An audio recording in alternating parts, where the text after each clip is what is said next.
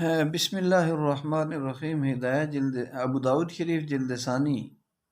سبق نمبر 48، صفحہ نمبر 566، باب فی قدر موضع الازار سے شروع کر رہے ہیں۔ دعا ہے اللہ تعالی ہمیں ان حدیث کو سیکھنے سمجھنے عمل کرنے دوسروں تک پہنچانے کی توفیق اور قبولیت نصیب۔ باب فی قدر موضع الازار عن العلاء بن عبد الرحمن عن نبی رضی اللہ عنہ قال سألت ابا سعید الخدری رضی اللہ تعالی عنہ عن الازار فقال على الخیبر سقطت قال رسول اللہ صلی اللہ علیہ وسلم ازارۃ المسلم الى نصف الساق ولا حرج ولا جناح فيما بينه وبين الكعبين ما كان اسفل من الكعبين فهو في النار من جر ازاره بطرا لم ينظر الله اليه او كما قال صلی اللہ علیہ وسلم۔ حضرت عبد الرحمن کہتے ہیں کہ میں نے حضرت ابو سعید خدری رضی اللہ تعالیٰ عنہ سے تہبند کے متعلق پوچھا تو حضرت ابو سعید رضی اللہ تعالیٰ عنہ فرمانے لگے کہ اچھا جاننے والے سے علی الخبیر فقال علی الخبیر سقطت، کہ پوچھا کہنے والے اچھا جاننے والے سے تم نے پوچھا ہے، تو حضرت ابو سعید رضی اللہ عنہ کہنے لگے کہ اچھا جاننے والے سے تم نے پوچھا ہے۔ رسول اللہ صلی اللہ علیہ وسلم نے فرمایا کہ مسلمان کا تہبند آدھی پنڈلی تک رہتا ہے اور کوئی حرج نہیں، کوئی مضائقہ نہیں ہے، کوئی گناہ نہیں ہے اس میں کہ تہبند ٹخنوں اور پنڈلیوں کے درمیان رہتا ہو۔ تہبند پنڈلی اور ٹخنوں کے درمیان میں ہو تو اس میں کوئی حرج اور مضائقہ نہیں ہے۔ جو حصہ ٹخنے سے نیچے ہوگا وہ جہنم میں رہے گا۔ من جر ازارہ بطرا،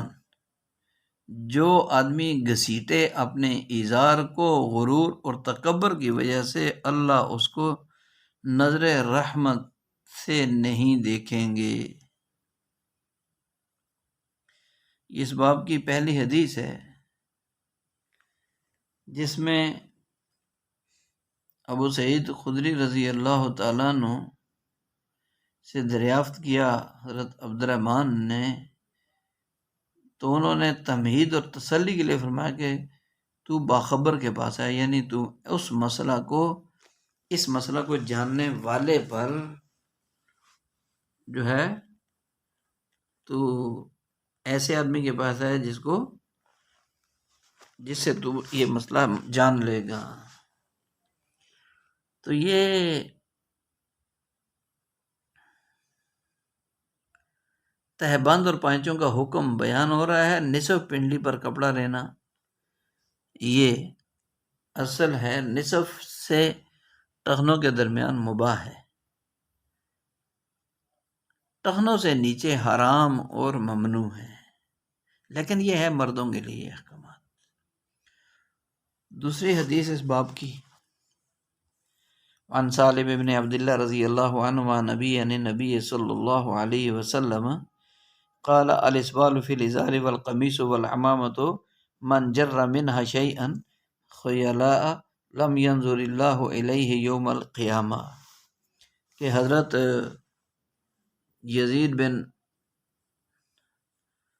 عبداللہ بن عمر رضی اللہ تعالیٰ عنہ کہتے ہیں کہ نبی علیہ السلام نے فرمایا کہ الاسبال فی الازار، اسبال اور تہبند قمیص اور پگڑی میں ہے۔ اسبال تہبند قمیص اور پگڑی میں ہے۔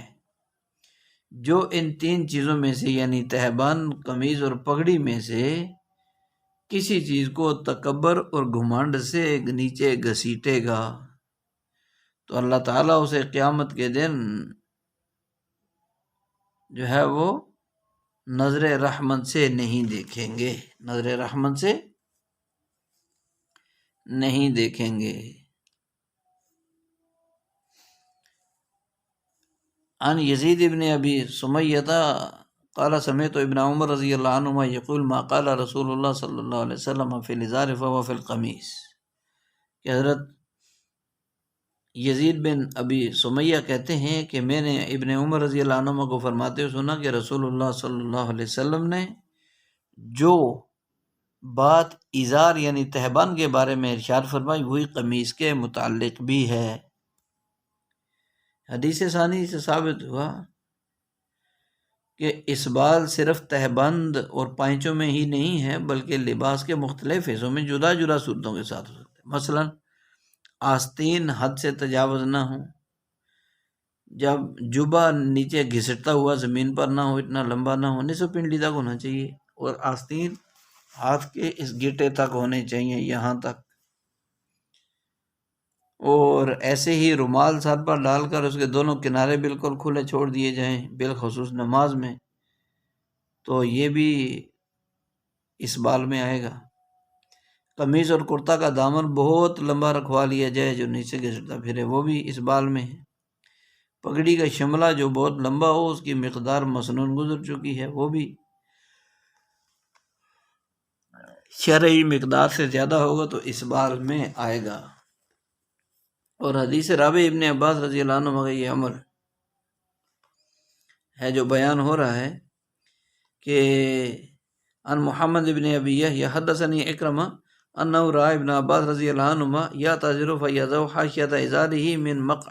مقدمہ علی ظہر قدمہ ویرفع من مؤخرہ، قلت لم تعتذر هذه الازرۃ قال رأیت رسول اللہ صلی اللہ علیہ وسلم یعتذرها، کہ اکرمہ کہتے ہیں کہ انہوں نے ابن عباس رضی اللہ عنہ کو دیکھا وہ تہبند باندھتے ہیں تو اپنے تہبند کو کے آگے کے کنارے کو اپنے دونوں قدموں کی پشت پر رکھتے ہیں اور اونچا کرتے ہیں، پچھلا حصہ اونچا کرتے ہیں۔ میں نے پوچھا آپ تہبند ایسا کیوں باندھتے ہیں؟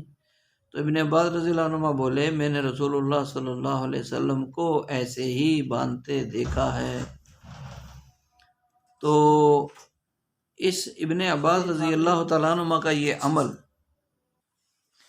تو ابن عباس رضی اللہ عنہ کا یہ عمل اور اس کی اصل آپ علیہ السلام سے نقل کرنا، اس سے یہ جواز نہیں مل سکتا کہ ہم اپنے پائنچے قدموں کی پشت تک لٹکا لیں، پاؤں کے اوپر کا ایسا ہوتا ہے نا جو اوپر ہوا وہاں تک لٹکا لیں، کیونکہ آپ علیہ السلام کا یہ عمل بیان جواز کے لیے تھا جسے ابن عباس رضی اللہ عنہ نے اپنایا۔ اور ایسے کئی واقعات ہیں کہ صحابی نے جس حال میں ایک مرتبہ آپ علیہ السلام کو دیکھا اسی کی پیروی کرتا رہا، اگرچہ دیگر حالتوں سے بھی انکار تو نہیں کیا۔ گریبان کھلا رکھنے کا واقعہ گزرا ہے، نیز یہ بھی کہ پائنچوں کے لیے ایسا بھی ہو بھی نہیں سکتا۔ دوسری وجہ یہ کہ آپ علیہ السلام نے تو متکبرین کی مخالفت کی وجہ سے ایسا فرمایا، کیونکہ متکبر لوگ چادر کے پچھلے کنارے کو نیچے لٹکانے کو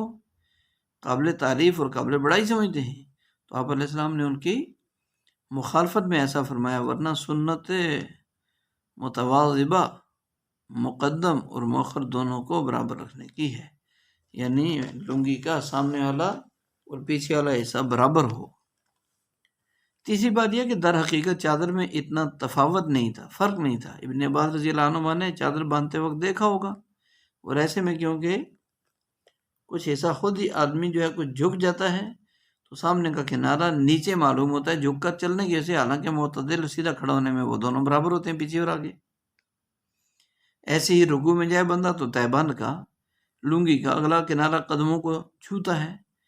اس فرق کو ابن عباس رضی اللہ عنہ نے دیکھا اور اپنا لیا، جو یقیناً پیروی ہے، اور زیادہ سے زیادہ اس کو ابن عباس رضی اللہ عنہ کا ذاتی عمل اور استنباط قرار دیں گے، جس سے ہمارے لیے تفاوت کی اجازت ثابت نہیں ہوگی۔ باب فی لباس النساء، عورتوں کے لباس کے بارے میں یہ باب ہے، اس کو اچھے طریقے سے ہمیں سمجھنا چاہیے، عمل کے جذبے سے، اور عمل کرنا چاہیے، اس کے مطابق ہمارا لباس ہونا بھی چاہیے۔ عن ابن عباس رضی اللہ تعالی عنہما عن نبی صلی اللہ علیہ وسلم انہ لعن المتشبہات من النساء بالرجال والمتشبہین من الرجال بالنساء، او کما قال رضی اللہ تعالی عنہ۔ حضرت ابن عباس رضی اللہ تعالیٰ عنہما سے روایت ہے کہ نبی کریم صلی اللہ علیہ وسلم نے لعنت فرمائی ہے مردوں سے مشابہت کرنے والی عورتوں پر اور عورتوں سے مشابہت کرنے والے مردوں پر۔ تو عن ابی ہریرہ رضی اللہ تعالی عنہ قال لعن رسول اللہ صلی اللہ علیہ وسلم الرجل يلبس لبسة المرأة والمرأة تلبس لبسة الرجل۔ حضرت ابو ہریرہ رضی اللہ تعالیٰ عنہ راوی ہیں، کہتے ہیں کہ رسول اللہ صلی اللہ علیہ وسلم نے لعنت فرمائی ہے ان مردوں پر جو عورتوں کا لباس پہنتے ہیں، اس آدمی پر جو عورتوں کا لباس پہنتا ہے اور اس عورت پر جو مردوں کا لباس پہنتی ہے۔ وعن ابن ابی ملیکۃ قال قیل لعائشة رضی اللہ عنہا ان امرأة تلبس نعل فقالت لعن رسول اللہ صلی اللہ علیہ وسلم الرجلة من النساء الرجلة من النساء، کہ حضرت ابن ابی ملیکہ کہتے ہیں کہ ام المومنین عائشہ صدیقہ رضی اللہ عنہ سے پوچھا کہ عورت جوتا پہنتی ہے؟ تو انہوں نے کہا لعنت فرمائی رسول پاک علیہ السلام نے مرد بننے والی عورت پر۔ یہ باب فی لباس النساء، اس کا خلاصہ یہ ہے کہ عورتیں مستقل حیثیت اور کیفیت اور حیت اور حالت کی مالک ہیں، ان کا لباس بھی مردوں سے جدا ہے، پھر اس میں عورتوں جیسا لباس جو ہے شمار اور ذکر نہیں ہے، بلکہ ایک اصول وضع فرما دیا کہ عورت عورت بن کر رہے، چاہے شرعی حدود کے اندر رہتے ہوئے جو جس طرح پہنے وہ جائز ہے۔ مقصود کیا ہے؟ حیا، حجاب یعنی پردہ، یہ اصل ہو، اور مردوں سے لباس میں، بولنے میں، بال وغیرہ رکھنے میں، جوتے کپڑے پہننے میں مشابہت نہ ہو۔ اسی طرح مردوں کے لیے بھی، جہاں عورتوں کے لیے تنبیہ ہے وہاں مردوں کے لیے بھی اس میں تنبیہ ہے کہ یہ بھی عورتوں کی اسی وضع قطع چال ڈال نہ بنائیں کہ بیوی کے دوپٹے کو کندھے پر رکھنے کو عزت سمجھیں، بلکہ ضابطہ کیا ہے؟ لکل واحد منہما لباس منفرد، ہر ایک کے لیے الگ لباس، اگر الگ حیت میں رہنے کا حکم ہے۔ شریعت نے ہر ایک کے لیے الگ احکامات دیے ہیں۔ تو حدیث ہے وہ لعن المتشابہات، اس حدیث کا شان ورود طبرانی میں نقل کیا ہے کہ آپ علیہ السلام کے پاس ایک عورت گزری جو کمان حمائل کیے ہوئے جا رہی تھی اور مردوں کی سی حیت بنائی ہوئی تھی۔ اس پر آپ علیہ السلام نے ارشاد فرمایا کہ لعن المشابہات من النساء والرجال۔ لعنت کے جواز کے اسباب، لعنت سخت ترین لفظ ہے، اللہ کی رحمت سے دوری ہونے سے بڑی مصیبت تو کوئی بھی نہیں ہوتی۔ لعنت کا معنی ہے اللہ کی رحمت سے دور ہو جاؤ، تو اس سے بڑی مصیبت اور کیا ہو سکتی ہے کہ انسان اللہ کی رحمت سے محروم ہو جائے۔ لعنت کے جائز ہونے کے 3 اسباب ہیں، ایک کفر، ایک فسق، ایک بدعت۔ ان تشبہ بالرجال للنساء وعکسہ حرام، عورتوں کا مردوں کے ساتھ، مردوں کا عورتوں کے مشابہت اختیار کرنا یہ حرام ہے۔ یہ مشابہت لباس، بات چیت بھی بات بنا کر منہ بیٹھ کر، اور لب و لہجہ، چال ڈھال، چلنا، عادات وغیرہ سب میں مردوں کو عورتوں کی نقل اور عورتوں کو مردوں کی نقل کرنا منع اور حرام ہے۔ مثلا مردوں کا داڑھی صاف کرانا اور عورتوں کا بال کٹوانا اسی میں داخل، کیونکہ مشابہت ہوگی نا، مرد بھی داڑھی کلین کروا کے شیو تو عورتوں کی طرح ہو گئے۔ لیکن اگر مشابہت کرنی ہی ہے تو وہ تقوی میں، توکل میں، طہارت میں، اعمال فرض اور واجب اور سنت میں، علم عمل میں، یہ اگر اطاعت اور مشابہت ہو تو یہ محبوب عند اللہ ہے۔ اور دوسری حدیث لباس میں کیونکہ اکثر مشابہت پائی جاتی ہے اس لیے اسے اہتمام کے ساتھ فرما دیا۔ اور تیسری حدیث میں الرجل من النساء، را پر فتح، جیم کا ضمہ راجو لا، رجلا کا مطلب ہے یہ بمانہ مردوں، یہ مبالغہ کے لیے ہے، اس میں وصف اور مبالغہ کے لیے ہے۔ صرف ایک جوتی کے متعلق کہا گیا، مگر عائشہ رضی اللہ عنہ نے کلی اصول بتا دیا قیامت تک کے لیے کہ صرف جوتا کیا، کسی بھی قسم کی مشابہت موجب لعنت اور دھتکار اور پھٹکار ہے۔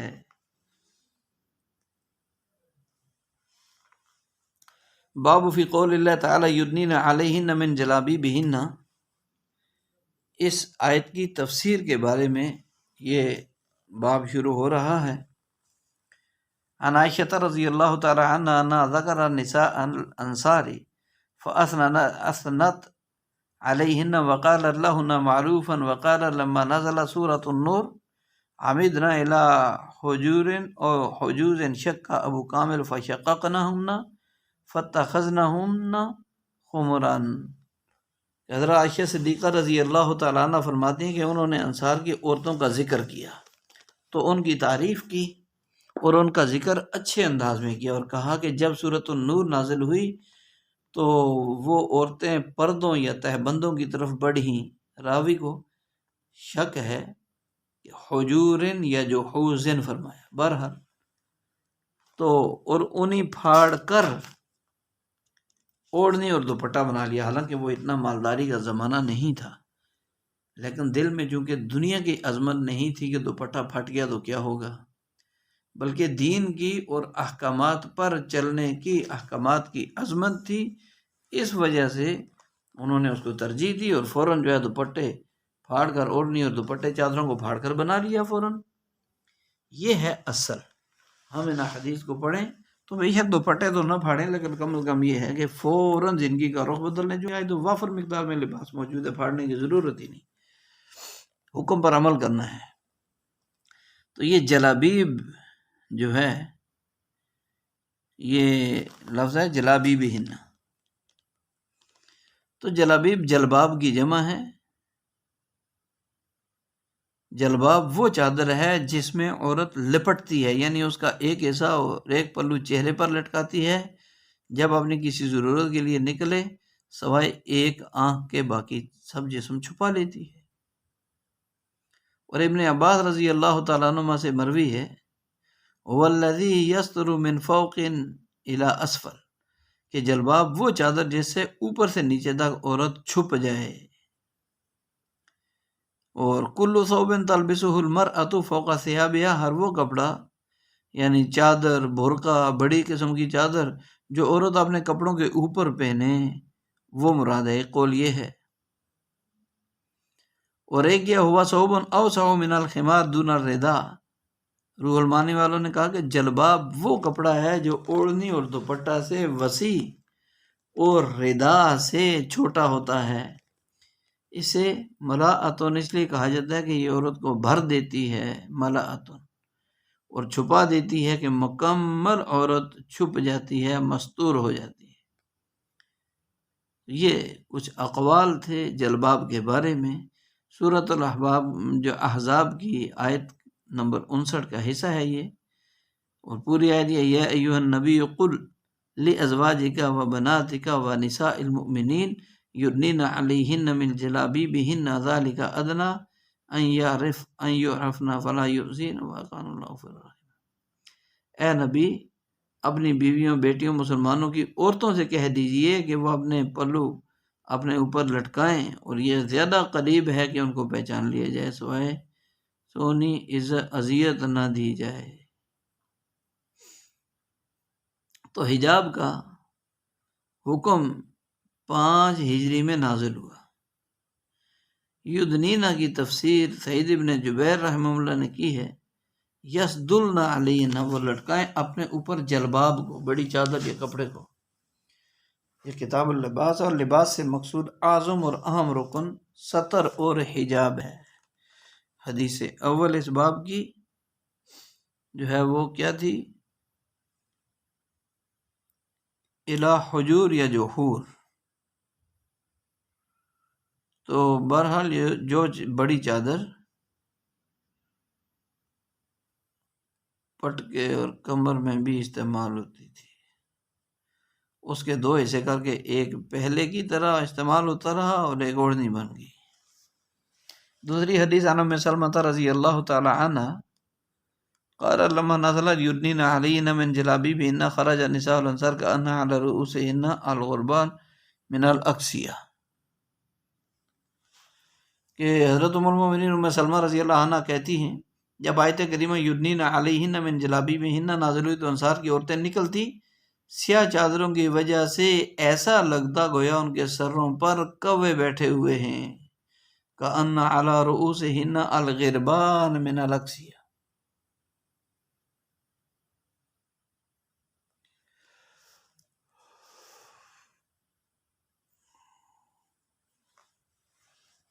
باب فی قول اللہ تعالی وَلْيَضْرِبْنَ بِخُمُرِهِنَّ عَلَى جُيُوبِهِنَّ، یہ اس کے بارے میں یہ باب ہے۔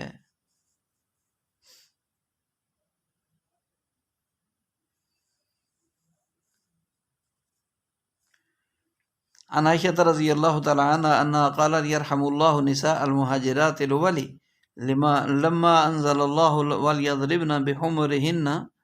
بخمرهن على جيوبهن شققنا أكنفا، قال ابن صالح أكسف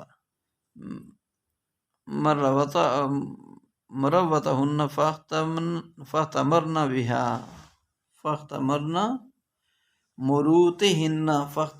بها۔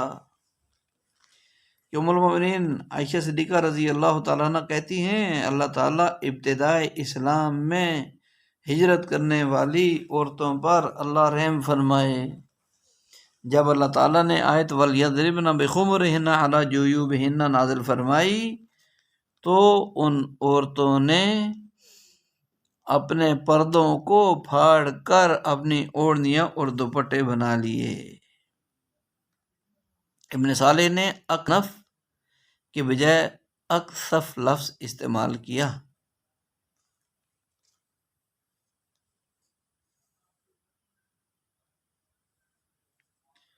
عن ابن شہاب اسنادی ومانہ ہو، آگے باب ہے باب فی ما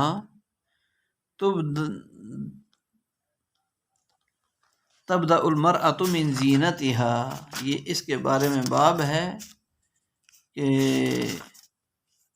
تبدل المرأة من زینتها، عورت اپنی زینت اور سنگار میں کس قدر ظاہر کر سکتی ہے، اس کے بارے میں یہ باب یہاں سے شروع ہو رہا ہے۔ یہ باب ہے یہاں سے۔ اس کی حدیث عن عائشہ رضی اللہ تعالی عنہ ان اسماء بنت ابی بکر رضی اللہ تعالی عنہما دخلت علی رسول اللہ صلی اللہ علیہ وسلم وعلیہا ثیاب رقاق فعارض عنها رسول اللہ صلی اللہ علیہ وسلم وقال یا اسماء ان المرأة اذا بلغت المحیض لم يصلح لها ان یرا منها الا هذا وهذا واشار الى وجهه وكفيه، قال ابو داود وهذا مرسل خالد بن ریان لم يدرك عائشة رضی اللہ تعالی عنہا، کہ ام المؤمنین عائشہ صدیقہ رضی اللہ عنہ کہتی ہیں کہ اسماء بنت ابو بکر رضی اللہ تعالی عنہ رسول اللہ صلی اللہ علیہ وسلم کے پاس آئی، ان پر باریک کپڑا تھا، آپ علیہ السلام نے ان سے منہ پھیر لیا اور فرمایا اسماء جب عورت بالغ ہو جائے تو اس کے لیے درست نہیں ہے کہ اس کی کوئی چیز نظر آئے سوائے اس کے اور اس کے آپ علیہ السلام نے فرمایا آپ نے اپنے چہرہ مبارک اور ہتھیلیوں کی جانب اشارہ کیا۔ ابو داؤد نے یہ روایت مرسل ہے، امام ابو داؤد نے کہا کہ یہ روایت مرسل ہے، خالد بن دریک نے ام المؤمنین عائشہ صدیقہ رضی اللہ عنہ کو نہیں پایا، عائشہ صدیقہ رضی اللہ تعالیٰ عنہ کو نہیں پایا۔ تو اس باب کا خلاصہ یہ ہے کہ عورت کو اپنا وجہ، چہرہ اور کفین کے علاوہ باقی جسم تو ظاہر کرنے کی اجازت ہے ہی نہیں، پھر گھر میں تو یہ کھلے رہ سکتے ہیں، جب غیر محرم اور انجان جو ہے وہ موجود نہ ہوں، اگر گھر سے باہر ہوں یا گھر ہی میں اجانب غیر محرم ہوں تو پھر چہرہ ڈھانپنا چاہیے، کیونکہ یہ واقعہ گھر کا ہے، اس کو دلیل بنا کر بازاروں میں ننگا چہرہ لے کر پھرنے کی اجازت نہیں ہے۔ اس لیے گھر کے داخل حصے میں اندر چہرہ کھولنا درست، گھر سے باہر کسی صورت میں درست نہیں۔ تو یہ جو اسماء رضی اللہ تعالیٰ عنہ بنت ابوبکر رضی اللہ عنہما، ان کے ہلکے اور باریک کپڑوں کی وجہ سے چہرہ انور پھیر لیا۔ پھر تنبیہ فرمائی کہ بلوغت کے بعد ایسا کپڑا پہننا جس سے نمایاں ہو جسم درست نہیں ہے۔ حضرت عائشہ رضی اللہ تعالیٰ عنہ کی بہن آپ علیہ السلام کی سالی ہیں حضرت اسماء رضی اللہ عنہ بنت ابی بکر۔ اس سے واضح ہوا کہ سالی سے بھی پردہ ہے۔ باریک لباس کے ذکر کے ساتھ چست بھی اسی حکم میں رہے گا کہ اس میں بھی اعضاء کی جھلک اور عکاسی ہوتی ہے۔ باریک لباس سے تو جسم کے اعضاء نظر آتے ہیں، رنگت نظر آتی ہے، لیکن موٹا ہو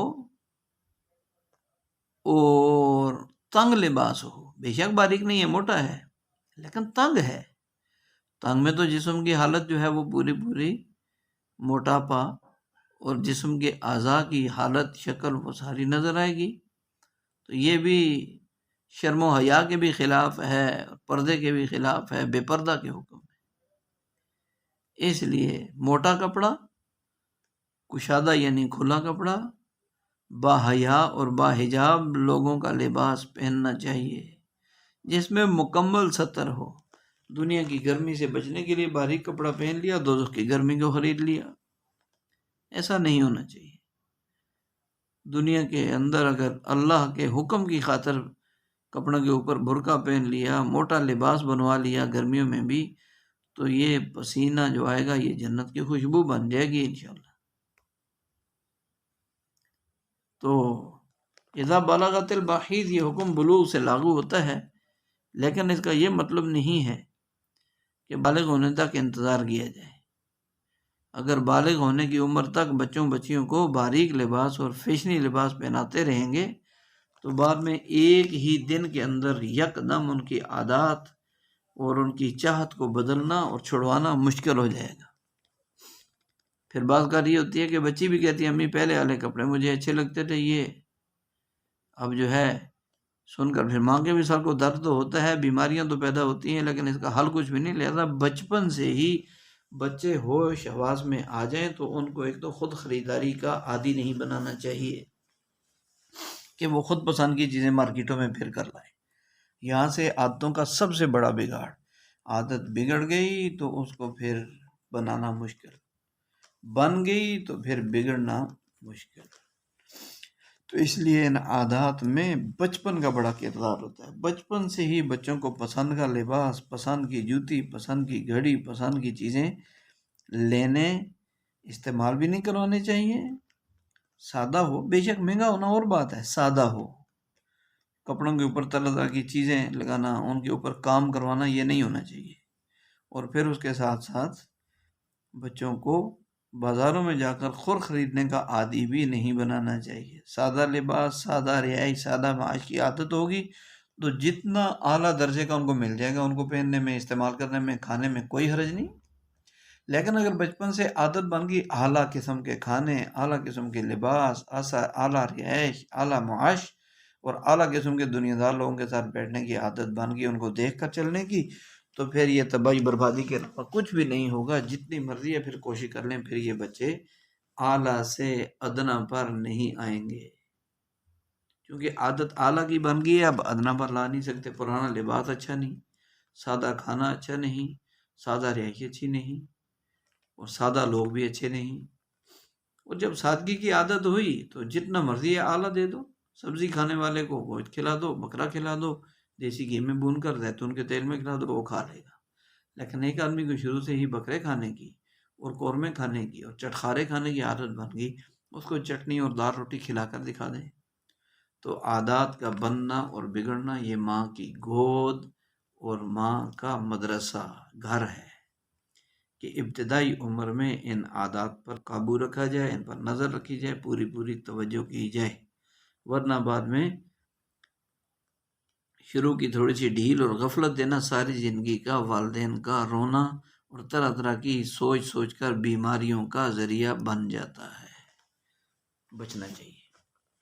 اللہ ہمیں نا حدیث کی سمجھ عطا فرمائے۔ نبی علیہ السلام نے جو جو ارشاد فرمایا ہے اس میں دنیا آخرت کی عزت، دنیا آخرت کی کامیابی، دنیا آخرت کی بلاؤں سے، وباؤں سے، مصیبتوں سے، پریشانیوں سے، بیماریوں سے حفاظت ہے۔ اللہ ہمیں اس کا یقین نصیب فرما دے۔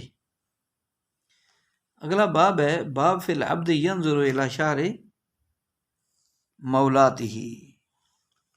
کہ غلام اپنی مالکن کے بال دیکھنا، غلام کا اپنی مالکن کے بال دیکھنا، اس کے بارے میں یہ باب ہے۔ عن جابر رضی اللہ تعالی عنہ ان ام سلمہ رضی اللہ عنہ استاذنت النبی صلی اللہ علیہ وسلم فی الحجامۃ فامر ابا طیبۃ ان یحجمها قال حسبت انه قال كان اخاها من الرضاعۃ او غلاما لم يحتلم۔ حضرت جابر رضی اللہ تعالیٰ عنہ کہتے ہیں کہ ام المومنین حضرت ام سلمہ رضی اللہ تعالیٰ عنہ نے نبی صلی اللہ علیہ وسلم سے پچھنا لگوانے کی، سینگی لگوانے کی اجازت مانگی، تو نبی صلی اللہ علیہ وسلم نے ابو طیبہ کو حکم دیا کہ انہیں سینگی لگائیں۔ تو راوی کہتے ہیں ابو زبیر کہ میرا خیال ہے کہ حضرت جابر رضی اللہ تعالیٰ عنہ نے کہا کہ ابو طیبہ ان کے رضائی بھائی تھے، ام سلمہ رضی اللہ عنہ کے رضائی بھائی تھے، یا ابھی نابالغ بچے تھے، اس وجہ سے نبی علیہ السلام نے ان سے پچھنا لگوانے کی اجازت دی۔ عن انس رضی اللہ تعالی عنہ ان النبی صلی اللہ علیہ وسلم عطا فاطمہ رضی اللہ تعالی عنہ بعبد قد وهبه لها قال وعلى فاطمة رضی اللہ تعالی عنہ صوب اذا قنعت به رأسها لم يبلغ رجليها واذا غطت به رجليها لم يبلغ رأسها فلما رأى النبي صلى الله عليه وسلم ما تلقى قال انه ليس عليك بأس انما هو ابوك وغلامك۔ کہ حضرت انس رضی اللہ تعالیٰ عنہ کہتے ہیں کہ نبی اکرم صلی اللہ علیہ وسلم حضرت فاطمہ رضی اللہ عنہ کے پاس ایک غلام لے کر آئے جو آپ نے ان کو ہبہ کیا تھا۔ اس وقت حضرت فاطمہ رضی اللہ تعالی عنہ ایک ایسا کپڑا پہنے ہوئے تھی کہ جب اس سے سر ڈھانکتی تو پاؤں کھل جاتے، اور جب اس سے پاؤں کو ڈھانپتی تو سر تک نہیں پہنچتا تھا وہ کپڑا۔ پھر جب نبی کریم صلی اللہ علیہ وسلم نے اس کو دیکھا تو فرمایا تمہارے لیے کوئی حرج نہیں، تم پر کوئی مضائقہ بھی نہیں ہے، یہاں صرف تمہارے والد ہیں یا تمہارا غلام ہے، تمہارے والد ہیں یا تمہارا غلام ہے۔ تو اس حدیث جو ہے پہلی حدیث میں یہ تصریح ہے کہ فصل اور پچھنے بسکر پنڈلی یا سر پر لگائے جاتے ہیں، جس میں پچھنے لگانے والے کی نظر ان اعضاء پر جن کا پردہ ہے یا بالوں وغیرہ پر پڑ جاتی ہے، حالانکہ اجنبی کو یہ دیکھنا جائز نہیں۔ تو اس کا جواب یہ دیا کہ یا تو یہ رضائی بھائی تھے یا جو کہ محرم ہوتا ہے، یا پھر بالغ اور مکلف نہیں تھے بلکہ نابالغ بچہ تھا، نابالغ لڑکا تھا۔ تو اس حدیث کی باب سے مناسبت کیا ہے؟ باب کے متعلق جو اصل حدیث ہے وہ تو بعد والی ہے، یہ حدیث بطور تمہید کے لائے ہیں۔ بعض شارحین حدیث نے مناسبت کے لیے لمبی چوڑی تقریر بھی کی ہے۔ تو بہرحال اتنا کافی ہے کہ یہ حدیث مصنف استرادن تقریباً للمرام کے لائے ہیں، تو تمہید کے طور پر۔ اور دوسری حدیث حضرت فاطمہ رضی اللہ عنہ پردہ کرنے کی کوشش کر رہی تھی مگر کپڑا ان کا ساتھ نہیں دے رہا تھا، چھوٹا تھا۔ آپ علیہ السلام نے اس کیفیت کو دیکھ کر تسلی دی کہ ٹھیک ہے، جتنا کپڑا ہے اتنا پہن لو، گھر میں تیرے والد اور ایک لڑکے کے غلام کے علاوہ اور کوئی بھی نہیں ہے، تو لیسا علیک بأس، کوئی حرج بھی نہیں ہے، جتنا ہے اتنا پہن لو۔ اب رہ گیا مسئلہ یہ کہ غلام سے پردہ ہے یا نہیں، تو وہاں میں سلمہ رضی اللہ عنہ کی حدیث میں تو تحتجب منہ گزری ہے، اور یہاں جو ہے غلام محرم کے مثل ہے، اس سے پردہ نہیں ہے، امام شافعی رحمۃ اللہ علیہ کا قول ہے، لیکن جمہور رحمۃ اللہ کا یہ ہے کہ اس سے پردہ ہے۔ غلام اور نابالغ بچوں کو ایک حکم میں شمار کیا گیا، جب وہ نابالغ سے پردہ نہیں تو اس کے ساتھ مذکور مملوک سے بھی نہیں ہے۔ جمہور نے اس کا جواب یہ دیا کہ مملوک سے یہاں کنیز مراد ہے، غلام مراد ہی نہیں ہے۔ تو باب فی قولہ غیر اولی الاربہ، اس کے بارے میں یہ باب ہے۔ عن عائشہ رضی اللہ تعالی عنہا، عن عائشہ رضی، یہ باب ہے فی قول غیر اولی الاربۃ، عن عائشہ رضی اللہ عنہا قالت کان يدخل على ازواج النبی صلی اللہ علیہ وسلم مخنثا فكانوا يعدونه من غير أولي الإربة، فدخل علينا النبي صلى الله عليه وسلم يوما وهو عند بعض نسائه وهو ينعت امرأة، وقال إنها إذا أقبلت بأربع وإذا أدبرت بثمان، فقال النبي صلى الله عليه وسلم ألا أرى هذا يعلم من ما ها هنا لا يدخلن عليكن هذا فحجبوه، کہ حضرت ام المؤمنین عائشہ صدیقہ رضی اللہ تعالیٰ عنہ کہتی ہے کہ نبی علیہ السلام کی ازواج مطہرات کے پاس ایک مخنث یعنی ہجڑا آتا جاتا تھا، اسے لوگ ان لوگوں میں شمار کرتے تھے جنہیں عورتوں کی خواہش نہیں ہوتی، غیر اولی الاربہ، جن کو عورتوں کی خواہش اور رغبت نہیں ہوتی، ان میں شمار کرتے تھے۔ تو ایک دن رسول پاک صلی اللہ علیہ وسلم ہمارے پاس تشریف لائے، وہ مخنث آپ کی کسی ایک زوجہ محترمہ کے پاس تھا، اور ایک عورت کی تعریف ان کے سامنے کر رہا تھا، زوجہ محترمہ کے سامنے۔ تو آپ صلی اللہ علیہ وسلم نے فرمایا، یعنی وہ کہہ رہا تھا کہ جب وہ آتی ہے، فقال، اس ہجڑے نے کہا کہ جب وہ عورت آتی ہے تو اس کے پیٹ میں 4 سلوٹیں ہوتی ہیں، اور جب پیٹ پھیر لیتی ہے تو 8 ہوتی ہیں۔ تو رسول پاک صلی اللہ علیہ وسلم نے فرمایا، الا، خبردار، ارا ھذا، میں سمجھتا ہوں یہ عورتوں کی باتیں جانتا ہے، لہذا اب یہ تمہارے پاس ہرگز نہ آیا کرے۔ تو وہ سب اس سے پردہ کرنے لگی، وہ سب اس سے پردہ کرنے لگی۔ عن عائشہ رضی اللہ تعالی عنہ بہذا زاد واخرجہ فکان بالبیداء يدخل كل جمعۃ یستطعم، اسی سند کے ساتھ عائشہ رضی اللہ تعالیٰ عنہ سے یہی حدیث مروی ہے، اس میں اضافہ اس بات کا کہ آپ علیہ السلام نے اسے نکال دیا، وہ بیدا مقام چلا گیا، ہر جمعہ کھانا مانگنے آتا تھا۔ عن الاوزاعی فی هذه القصہ فقیل یا رسول اللہ انه اذا يموت من الجوع فاذن له ان يدخل في كل جمعة مرتين فيسأل ثم يرجع، کہ حضرت اوزاعی رحمہ اللہ سے اس واقعہ کے سلسلے میں مروی ہے کہ کہا گیا، اللہ کے رسول تب تو وہ بھوک سے مر جائے گا، انه يموت من الجوع، تو آپ علیہ السلام نے اسے ہفتے میں 2 بار آنے کی اجازت دے دی، وہ آتا اور کھانا مانگ کر لے جاتا، وہ آتا اور کھانا مانگ کر لے جاتا۔ تو غیر اولی الاربہ سے مراد وہ لوگ ہیں جن میں شہوت کا شائبہ نہ ہو، یعنی بڑھاپے، عینین، مخنث ہونے کی وجہ سے ان میں شہوت وغیرہ کا شبہ نہ ہو۔ سورۃ النور کی آیت نمبر 31 کا حصہ ہے۔ اس کا خلاصہ یہ ہے کہ جس طرح باپ بیٹے شوہر کے سامنے زینت کا اظہار کرنا درست، اسی طرح جو شہوت کے قابل نہیں ہیں ان کے سامنے بھی زیب و زینت ظاہر کرنا منع نہیں۔ بشرطے کہ ان کی وجہ سے فتنے کا خوف اور اندیشہ نہ ہو۔ اگر وہ خود تو فتنے میں نہیں مبتلا ہوں گے یا نہیں ڈالیں گے، لیکن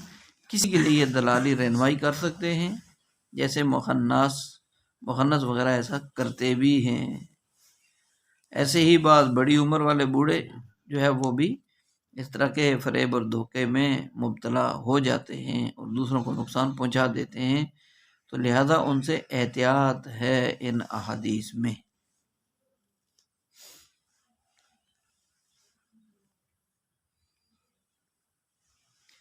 تو مخنث وہ جو چال ڈھال احوال اقوال میں عورتوں کے مشابہ، کبھی تو یہ خلقاتن اور پیدائشی ہی ایسا ہوتا ہے جس میں پھر تو کوئی ملامت اور گناہ نہیں ہے،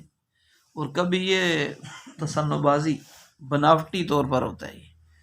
تو یہ دوسری صورت میں تشبہ بالنساء اور فسق کی وجہ سے اس پر لعنت کی گئی ہے، عورتوں کے ساتھ مشابہت پائی جاتی ہے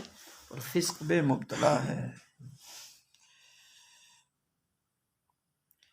تو عموماً یہ ہوتا تھا کہ یہ جو خنثی جو ازواج مطہرات کے پاس آنا جانا تھا قابل شہوت نہ ہوتا، اور یہی سمجھ کر ازواج مطہرات اس سے داخل ہونے سے منع نہیں کرتی تھی۔ پھر اس کی باتوں اور عورتوں کے متعلقہ باتوں اور تذکروں سے بھی معلوم ہوا کہ یہ غیر اولی الاربہ میں سے نہیں ہے، لہذا منع کر دیا گیا،